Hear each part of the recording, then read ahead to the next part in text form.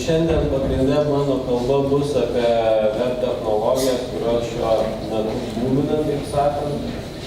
Angularas jau šiek tiek yra šioje aplinkoje truputį seniau, bet Reactas yra pakankamai naujas įrankis. Ir mano šios dienos tema yra būtent supažindinimas jūsų su šitais įrankiais. Taip pat dar paminėsiu material dizainą.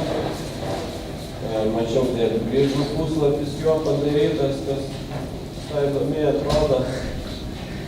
Bet užvesiu jūs ant kelio taip pat šioje temoje ir React Native, tai čia jau taip pat susijęs su Reactu.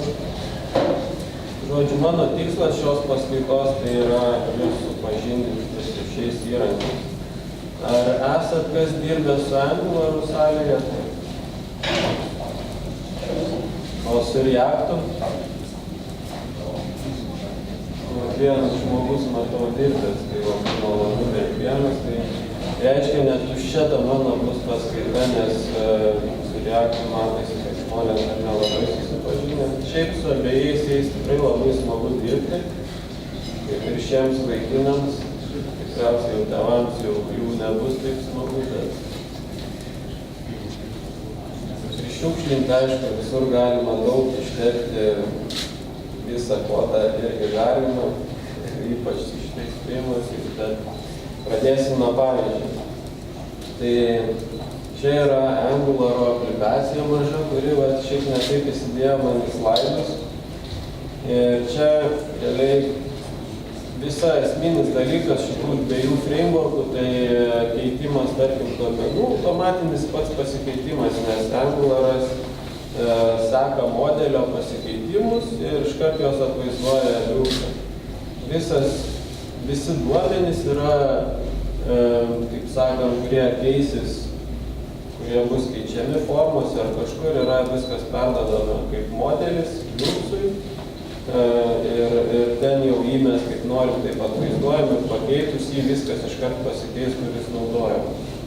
Tai čia kaip pavyzdys, tarkim, iš karto viskas atsitinka automatiškai, pakeičiam spalvą, pasikeičia.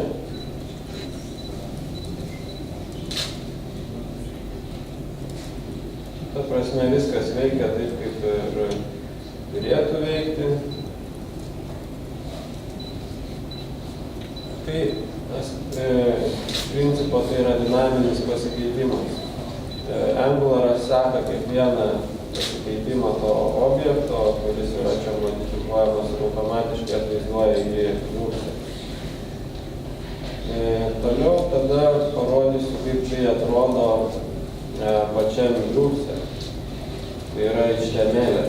Čia yra section, yra mano slaido sectionas visas, kuris buvo ten rodomas ir iš karto čia atsiranda ng kontrolė, tai yra Angularo kontrolerio, taip sakant, inicializavimas šitame sectione.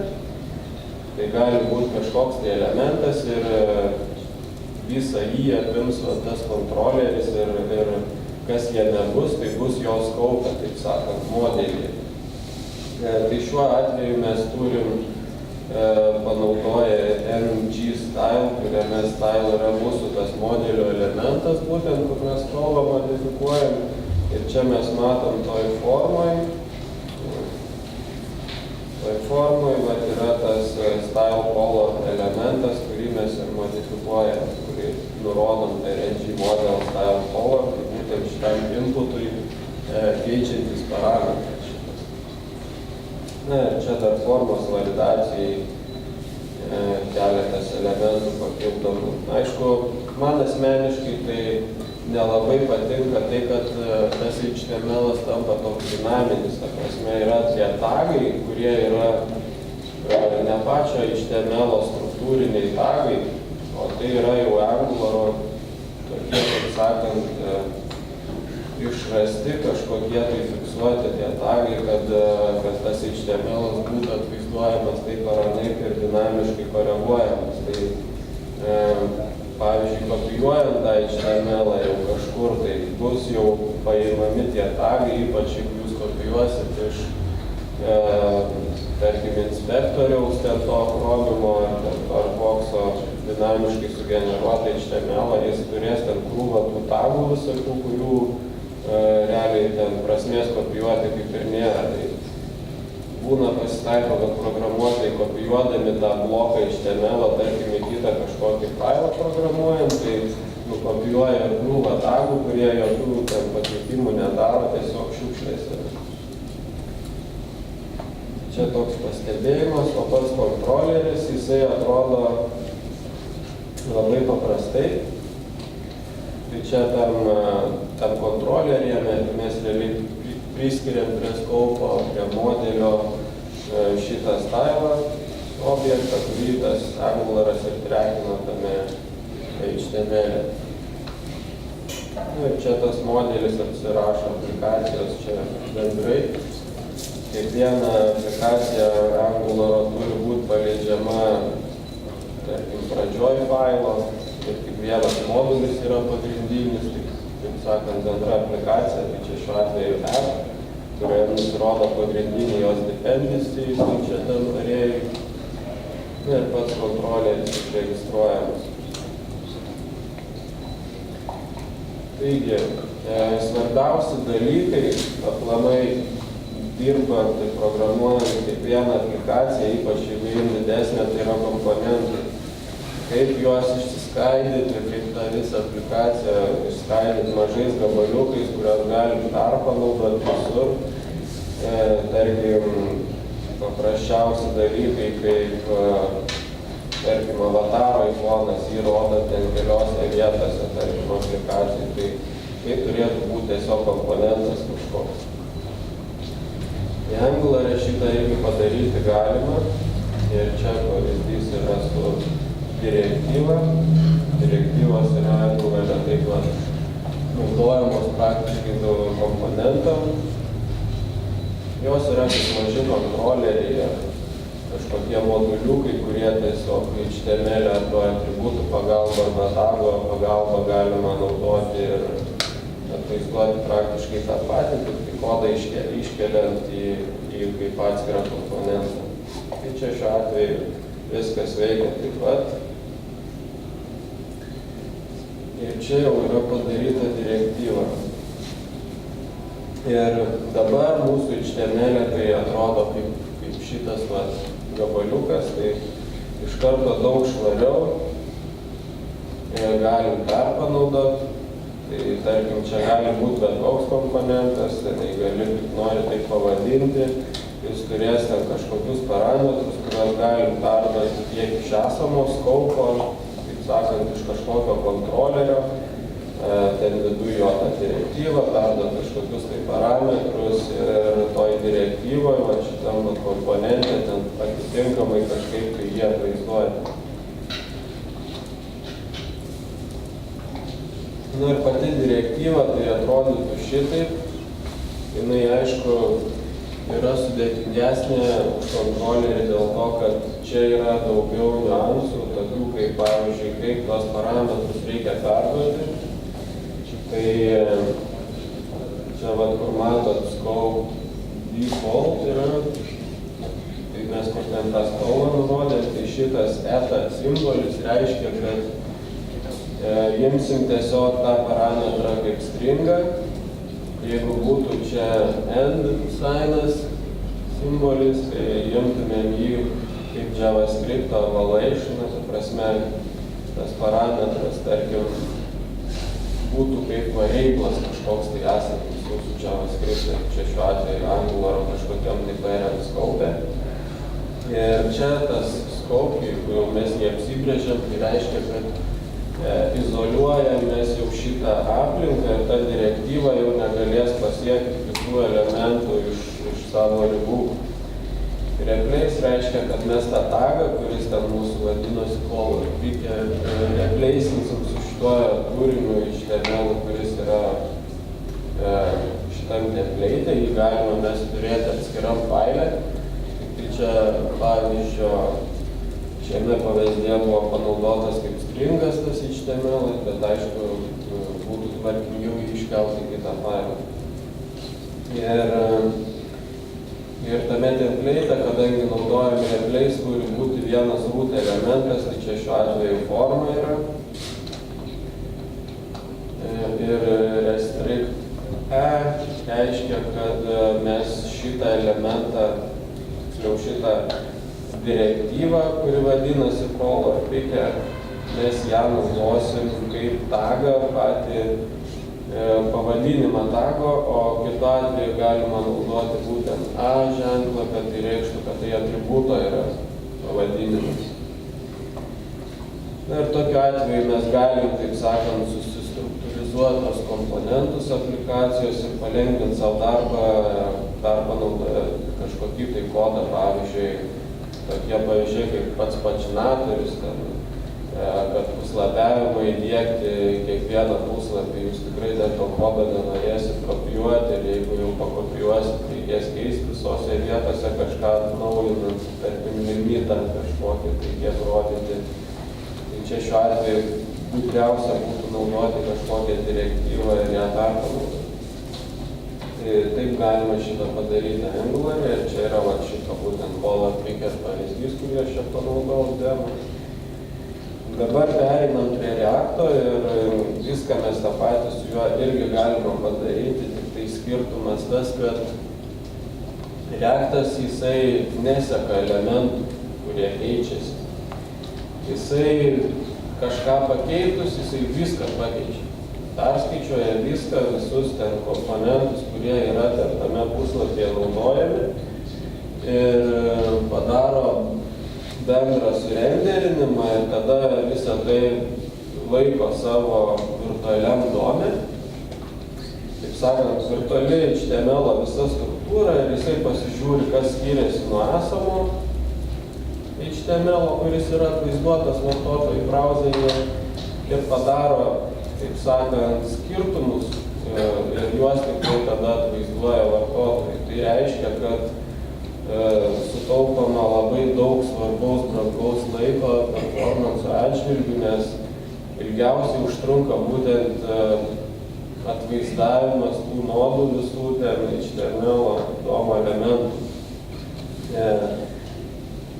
Ir pavyzdžiui, Angular'as atvaizduoja grynai visus blokus, nesvarbu, kad juose pasikeitė ten kažkoks tai ten vienas tik tai atributas, jam kitaip neišeina, taip pat kaip ir collectionai pas jį ten iteracijoje yra daug labai sumanių tokių kompleksiškų būdų, kaip tą kolekciją visą atvaizduoti, tą sąrašą, taip sakant, ir galiausiai tai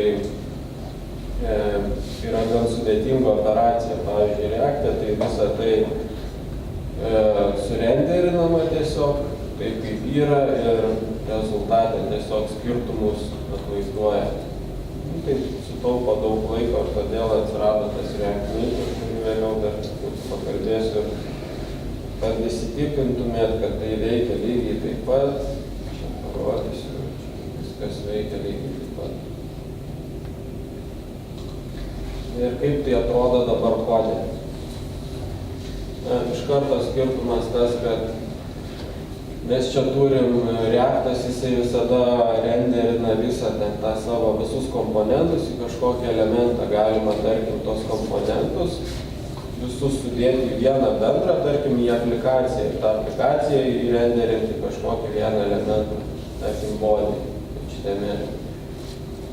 Ir čia šiuo atveju aš kaip atskirą komponentą įkišu į kažkokį tai divą tiesiog, nes mano tas komponentas nėra visa aplikacija, čia yra tiesiog slaidė vienam tas div elementas. Tai pats elementas, pats komponentas, jisai apsibrėžia taip, kad React'as sukuria klasę, jį galima eksportuoti, galima naudoti, pavyzdžiui, skirtumas pagrindinis tas, kad Angular'e tai visi komponentai yra instaliuojami praktiškai per Bowerį, nes jų neįmanoma padaryti su Require.js ir panašiai.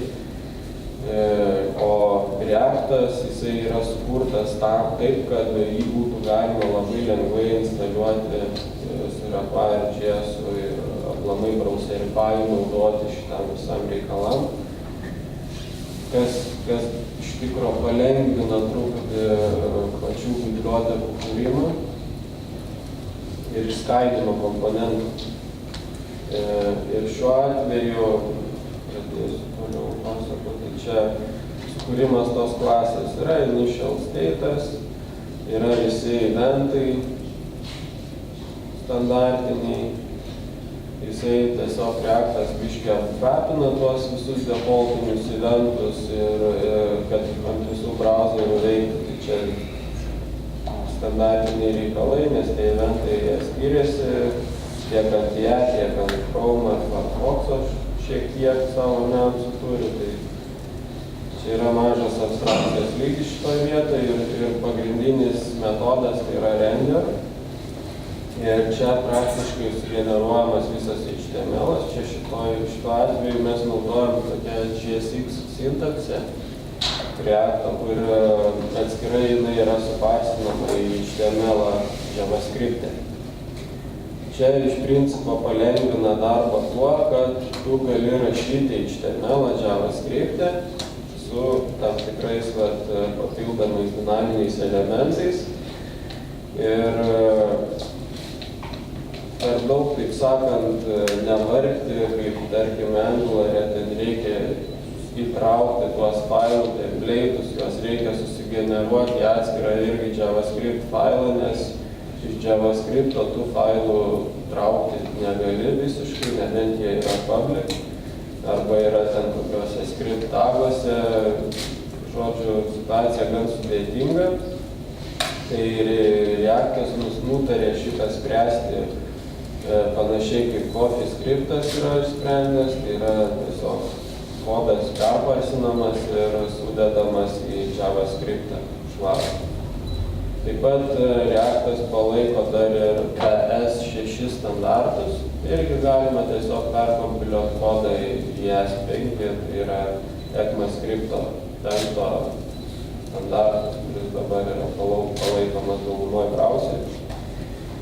Ir iš principo mes čia renderyje grąžinam tą pačią formą, kuri yra sugeneruota iš tų dinaminių elementų ir atvaizduojam šitą komponentą, kurį pavadinom, čia kaip tą klasę pavadinom. Tai call picker, tai yra variablas prie window, prie assignment'as šiuo atveju. Ir React Render jį naudoja kaip paprastą HTML elementą, kuriam irgi galima perduoti kažkokius atributus, jį įdėti į kitus komponentus ir panašiai. Ir čia pasiemama, aišku, tą elementą, kurį norim įdėti šitą. Taip, tai labai paprasta tuos komponentus sujungti. Tarkim, čia šiuo atveju yra tas pats call pickeris, įdėtas į dar kažkoks batonas, kur, tarkim, yra kažkoks linkas, ar čia gali būti daug sudėtingesni reikalai, bet esmė ta, kad labai lengva perpanaudoti tos komponentus, nes jie yra tiesiog kaip HTML tagai. Ir kiekvienas jų atskirai yra surenderinamas ir, kaip sakiau, ant galo į tą virtualų domą, kurį jau po to žiūri skirtumus ir atvaizduoja browserį. Tai čia taip viskas veikia iš principo, tai veikia netgi greičiau nei Angular'as, bet čia aš parodyti kaip ir nelabai galiu, nes mano aplikacija šita yra nesudėtinga, tiesiog nueisiu aš gal į material, kai kalbėsiu apie material dizainą, nueisiu parodyti pavyzdžių, tai parodysiu, kaip jie ten skiriasi. Na ir šiek tiek apie React Native, kadangi React'as gali daryti turinio, taip sakant, atvaizduoti, kurį reikia vartotojui diffą, tai jį galima nesunkiai perduoti, tarkim, per WebSocket'ą, ar tiesiog tokį, sakant, diff connection'ą. Ir, tarkim, jie tai padarė su React Native pačiu principu, kad yra kompiliuojamas JavaScript'as, kuris sugeneruoja tą skirtumą, kas pasikeitė puslapyje ir perduodama socketu į mobilaus telefono, taip sakant, tą aplikacijos kodą, kuriame yra praktiškai tik HTML ir prisijungimas prie to WebSocketo, per kurį ten iš atskiro threado galima pasiimti tuos pasikeitimus. Tai reiškia, kad visos animacijos ir visa kita gali būti renderinama vienam threade, o pats kodas kitam threade. Ir šiuo atveju viskas veikia žymiai greičiau.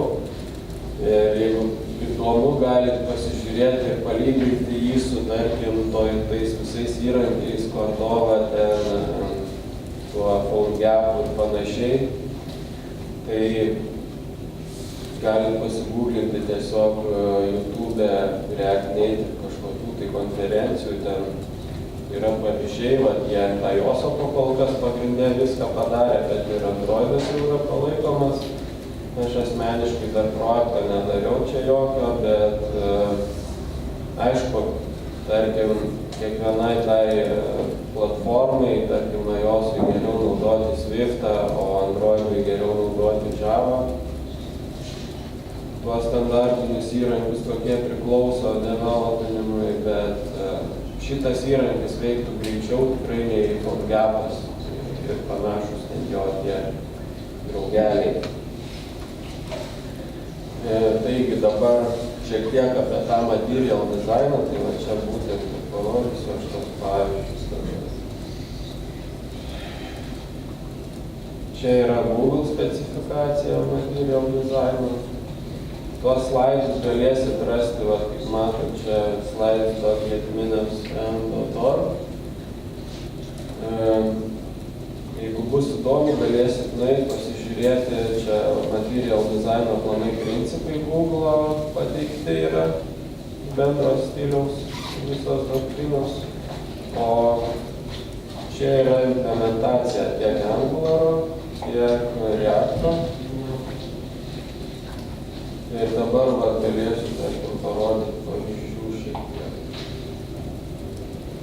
Tai čia yra Angularo implementacija. Input laukai atrodo maždaug taip.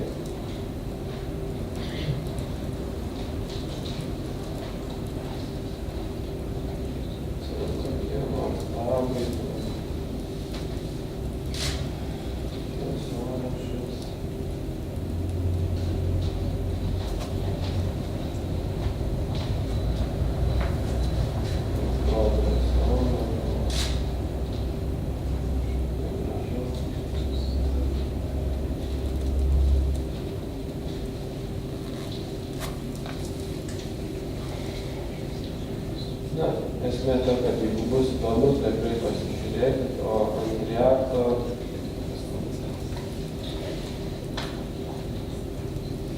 tarkim, paėmus laukus teksto jau atrodo šiek tiek giliau.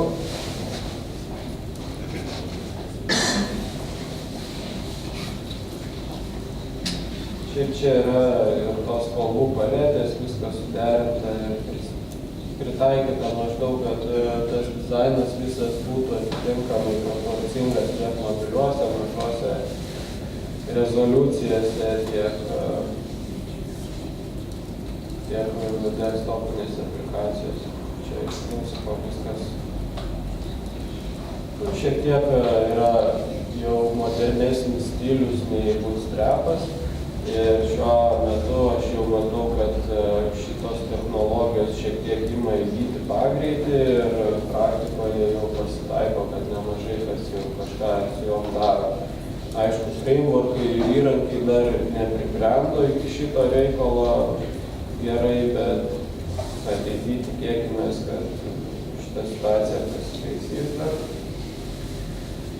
Dar šiaip paminėsiu prie trendinančių tokių aplikacijų, tai Golanga programavimo kalbų. Mes šiuo metu irgi darbe, kad kai kuriais atvejais naudojam ir nenusivylėm. Tai iš principo tai yra pati paprasčiausia kalba, kuri yra moderni šiuo laiku sukurta. Ir jeigu pamastysit apie, pavyzdžiui, C programavimo kalbą, kuri gyvuoja metų ir yra pati stabiliausia, tai čia yra, taip sakant, kūdikis atėjęs iš šitos krypties, kuris turi garbage kolektorių ir turi labai mažai feature'ų. Taip sakant, ten nėra jokių genericsų, nieko, ir ta kalba yra labai paprasta, jinai kompiliuojama visom platformom. Concurrency, visas managementas yra labai paprastas ir Dockeris, pavyzdžiui, sukurtas su šita kalba ir labai daug įrankių, kurie būtent naudojami messagingui, kur reikalingas labai toks sudėtingas konkurencingumo valdymas. Tai su šita kalba šitus visus reikalus labai lengva pasiekti ir praktikoje. Gaila, aš dabar demo negaliu parodyti, nes pas mane kompiuteryje jisai su VGA jungtim tiktai, o čia aš turiu tik HDMI. Būčiau parodęs ten, kaip tai atrodo praktikoje, ten tiesiog yra padarytas pas mus vienas projektėlis, kuris naudoja WebSocket hubą. Pavyzdžiui, kaip žinot, yra ten tokie įrankiai, kaip yra Node.js, Socket.io ir panašiai, tai ten praktiškai gali ten 1000 lainų pasirašyti lygiai tą patį su Goulangu, kuris veikia iš principo lygiai taip pat ir netgi pritaikytas visokiem custom atvejam, kuriem ten jums reikia. Pavyzdžiui, mūsų atveju tai visokių vartotojų subscriptionas, validavimas jų authentification'o, taip sakant, kažkokio tai hash'o ir panašiai, čia tokie sudėtingesni, taip sakant, išskirtini variantai ir esmė ta, kad kodo labai mažai, jisai veikia labai efektyviai ir mes jau tą patį kodą pernaudojam jau keliuose projektuose ir esam labai patenkinti. Tai va, jeigu kažkas susidomėsit, yra mūsų GoFest.lt user grupas ir ten mes turim ir Facebook'o grupę, kažkada darysim kažkokius eventus ir prezentacijas, gal netgi kai daugiau žmonių toj grupėje atsiras. Šiaip šita kalba įgauna pagreitį ir tiek naudojama ir įrankiam visokiem, ir sudėtingom aplikacijom, ir toolingui, taip sakant, sisteminė lygyje. Tai Node.js šiuo atveju dar įrankiais pasižymi geriau, bet Goulangas, tarkim, web aplikacijose jau įgauna pagreitį ir lenkia Node, taip sakant. Ir programuotojai, kaip tas populiariausias įvojčiukas, kaip jo ten nikas yra, kuris Node developeris ir Expresso sukūręs, yra tą frameworką, jis irgi perėjo dabar ant Goulango, tai šitą irgi reiškia. Žodžiu, pasidomėkit, nes šita kalba bus, mano nuomonė, populiari ir plačiai naudojama. Na, demos, žodžiu, negalėsiu parodyti, tai išvadas pasidarykit patys, kas jums atrodo efektyviau, patogiau, ar tai Angularas, ar Reactas, su abiejais galima pasiekti vienodų rezultatų. Tai mano nuomonė, Reactas, jisai labiau išskaidytas į komponentus ir patogiau jį būtų naudoti būtent sudėtingesnėms aplikacijoms, kur yra labai sudėtingos formos.